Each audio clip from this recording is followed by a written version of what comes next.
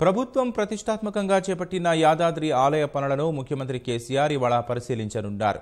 రెండోసారి సీఎం బాధ్యతలు స్వీకరించిన తర్వాత తొలిసారి గుట్టకు వెళుతున్న ఆయన ఆలయ అభివృద్ధి పనుల పురోగతిని సమీక్షిస్తారు. ప్రాకారాలు, ఇతర నిర్మాణాలు, మరికొన్ని అంశాలకు సంబంధించి కీలక నిర్ణయాలు తీసుకునే అవకాశం ఉంది. యాదగిరిగుట్ట లక్ష్మీ నరసింహస్వామి ఆలయాన్ని దివ్యక్షేత్రంగా తీర్చిదిద్దే పనులు శరవేగంగా సాగుతున్నాయి. ఈ ఏడాది మార్చికల్లా ప్రధాన ఆలయ విస్తరణ పనులు పూర్తి చేయాలని లక్ష్యంగా నిర్దేశించుకున్న ఆలయ అభివృద్ధి ప్రాధికార సంస్థ ఈ మేరకు ముందుకెళ్తోంది. ప్రధాన ఆలయానికి సంబంధించిన గోపురాలు కూడా సిద్ధమయ్యాయి.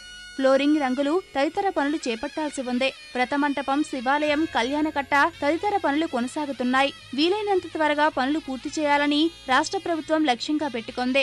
ఈ నేపథ్యంలో ఆలయ అభివృద్ధి పనుల పురోగతిని పరిశీలించేందుకు ముఖ్యమంత్రి కల్వకుంట్ల చంద్రశేఖరరావు ఇవాళ యాదాద్రి వెళ్లనున్నారు.